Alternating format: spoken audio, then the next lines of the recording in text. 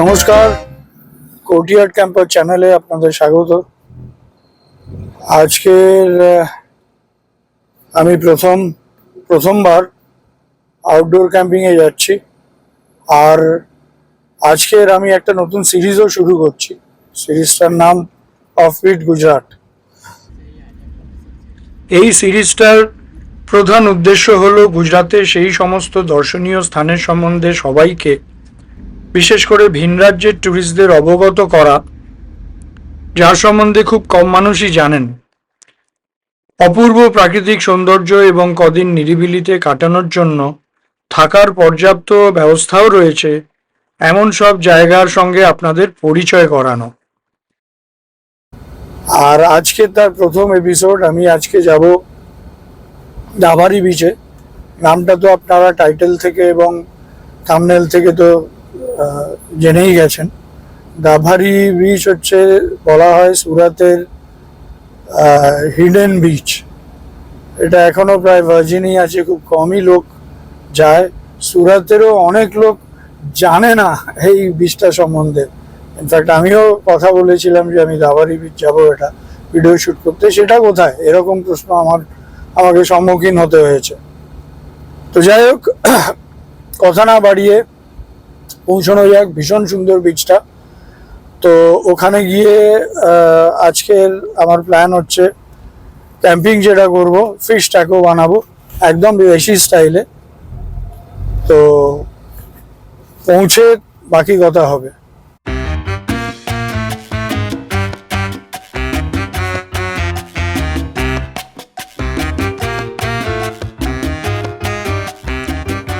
এইমাত্র দাভারি বিচ পৌঁছলাম। তো সামনেই খড়িয়ার মাতা মন্দির, আগে মাতাদির দর্শন করে নেব।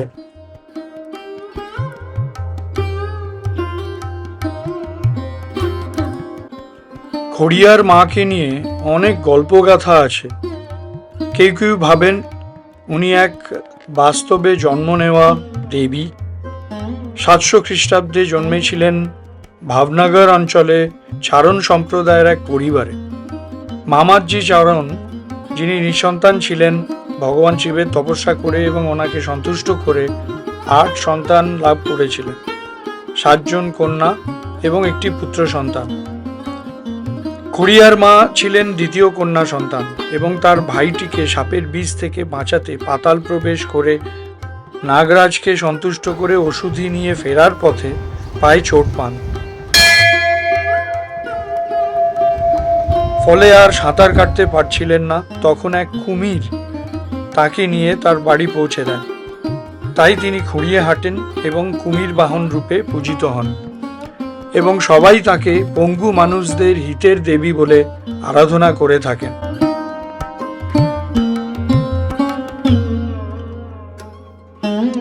সুরাত রেল স্টেশন এবং এয়ারপোর্ট দু জায়গা থেকেই প্রায় 33 কিলোমিটার দূরত্বে অবস্থিত এই দাভারি বিচের নির্জনতায় একটা দিন সপরিবারে বা বন্ধুদের সঙ্গে কাটাতে খুবই ভালো লাগবে। সারাদিন পিকনিকের পর এক স্নিগ্ধ শান্ত সূর্যাস্তের দৃশ্য স্মৃতির কোণে অবশ্যই স্থান করে নেবে। আরেকটি তথ্য, দাভারি বিচের আশপাশে কিন্তু রাত্রে থাকার জন্য কোনো রকমের হোটেল, রিসর্ট বা এয়ারবিএনবি প্রপার্টি নেই। কাজেই সুরাতে থেকেই এখানে আসতে হবে।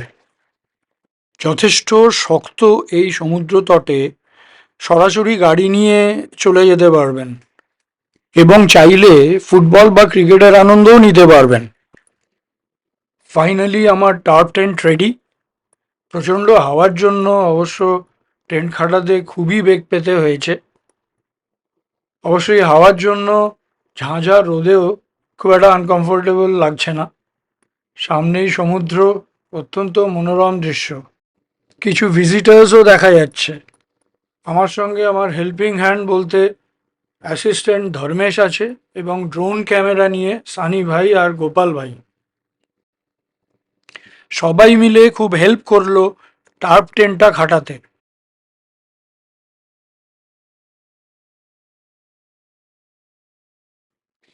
এবার জিনিসপত্র গুছিয়ে নিয়ে চটপট কাজে লেগে পড়লাম। চারকোল চিমনি স্টার্টারে চারকোল ঢেলে আগুন লাগিয়ে মাছ ম্যারিনেশনে লেগে পড়লাম। আমার কাছে দু রকমের মাছ আছে, রূপচাঁদ, যাকে তেলাপিয়ার বড়দা বলা যায়, আর চিংড়ি। এখন আমি মাছটা ম্যারিনেট করব। ম্যারিনেশনের জন্য আমার কাছে আছে এক্সট্রা ভার্জিন অলিভ অয়েল, গরম মশলা, সরি, গরম মশলা, এটা হচ্ছে গোলমরিচ, নুন এবং লেবু।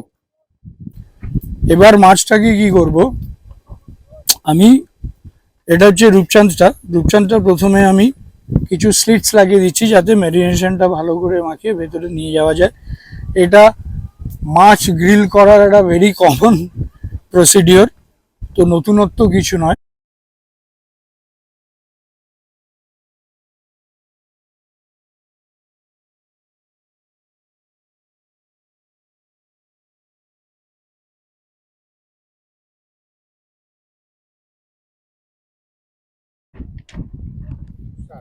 মাছটা দুদিকেই স্লিট করা হয়ে গেছে। এবার লেবুর রস চিপে ম্যারিনেশনে মিশিয়ে দিলাম। লেবুর রসটা দেওয়ার দুটো উপকারিতা আছে। এক তো একটা ট্যাঙ্গি টেস্ট দেয়, যে কারণে মাছটা খেতে ভাল লাগে। আর দ্বিতীয়ত হচ্ছে মাছের যে আঁশটে গন্ধটা সেটা নিউট্রালাইজ করে দেয়।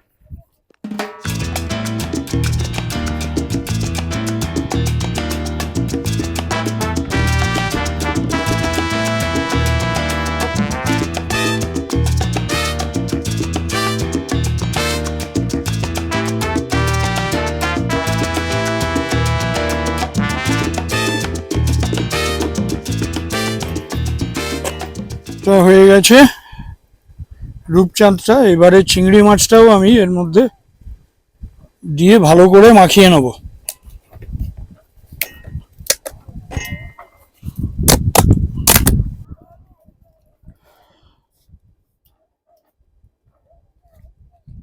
তো এবার ম্যারিনেশন হয়ে গেছে, কিছুক্ষণ থাকুক এগুলো।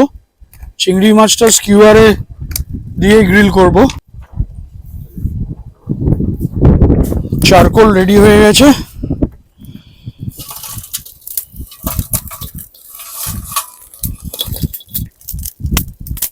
First class. এর মধ্যে কিছু কিন্ডলার ছিল, কিছু কাঠ এবং শুকনো পাতা, যেটা ও একটু এক্সট্রা হিট দেবে।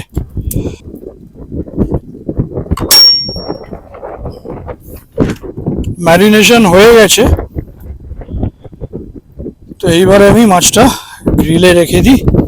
একটু লো হিট এ রাখছি আপাতত, কারণ এইখানে পুরো গরম চারকোলটা জ্বালিয়ে দেবে। এবার চিংড়িটা স্কিউয়ারে দিয়ে দিচ্ছি।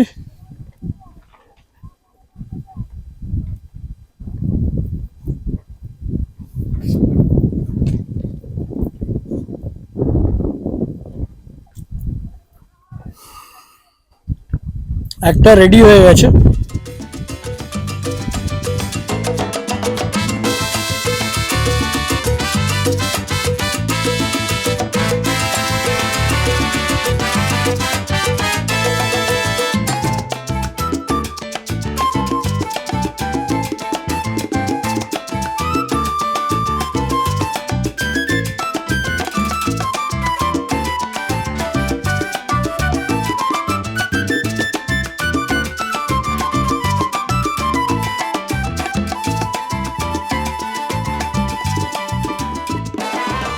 ফার্স্ট ক্লাস, দারুণ কালার এসছে।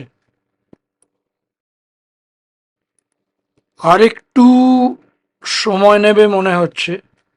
যাই হোক, দু একবার আরো ফ্লিপ ফ্লপ করলে ব্যাপারটা এসে যাবে। এইবার আমি ম্যারিনেটটা একটু ওপরে ব্রাশ করে দেব।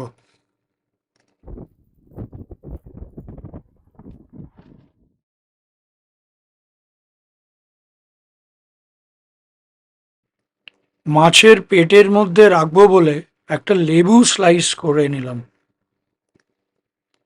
এটা অ্যাকচুয়ালি মাছটা গ্রিলে রাখার আগেই করে নেওয়া উচিত ছিল, কিন্তু ভুল করে করা হয়নি।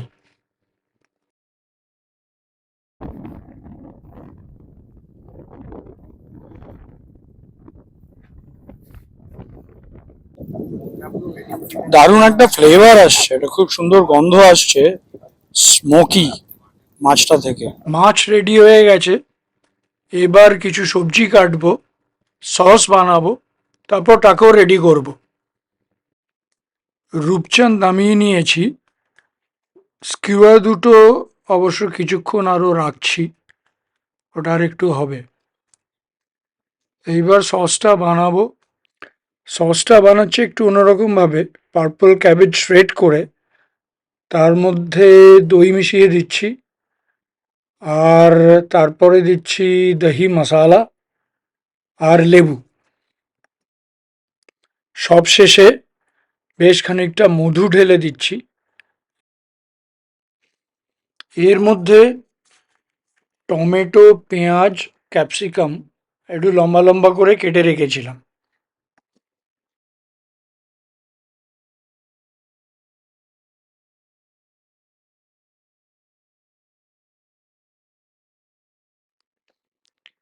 এবার সবজিগুলো সটে করব বলে একটা ফ্রাইং প্যানে সামান্য এক্সট্রা ভার্জিন অলিভ অয়েল নিয়ে গরম করতে দিয়ে দিলাম।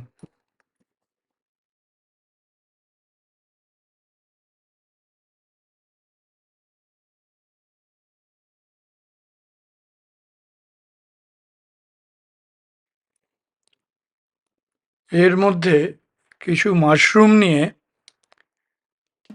ছোট ছোট করে কেটে বাকি সবজিগুলোর মধ্যে মিশিয়ে দিলাম।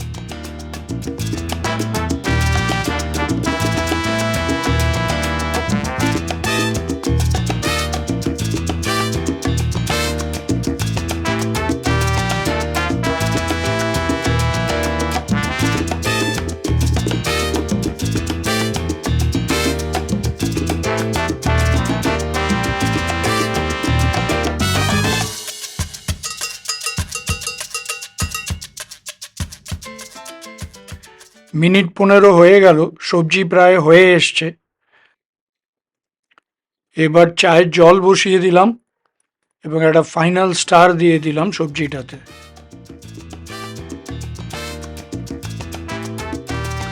এবার টাকো রেডি করার পালা।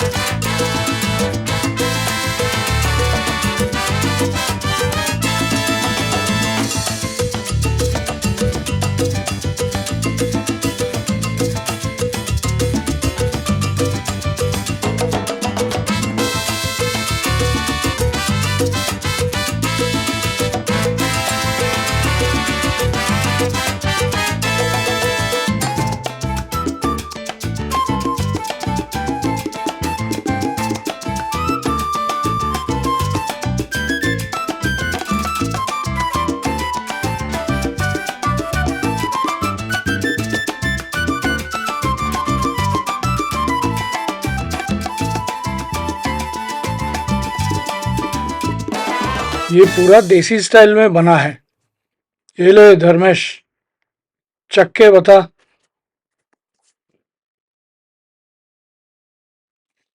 চিয়ার্স। ক্যাম্পিং শেষ হলো, বিচের ওপরে টার্প টেন্ট লাগিয়ে দেশি taco, I won't say this is a Mexican taco, it's a দেশি টাকো।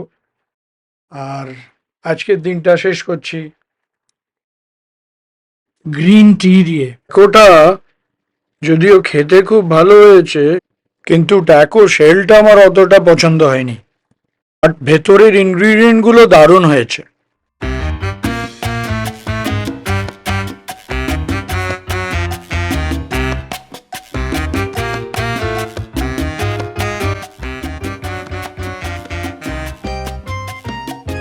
একটি অত্যন্ত সুন্দর দিন কাটালাম আজ। শহরের কোলাহলের মাঝে এই নির্জন সৈকতের প্রশান্ত নৈসর্গকে উপভোগ করা আর ক্যাম্পিং করার অনন্য অভিজ্ঞতা স্মৃতির প্রেক্ষাপটে এক চিরস্থায়ী ছবি এঁকে দিল। আপনারা সব দেখলেন। এই অভিজ্ঞতার আনন্দ কখনো সুযোগ পেলে বিন্দুমাত্র অবহেলা করবেন না।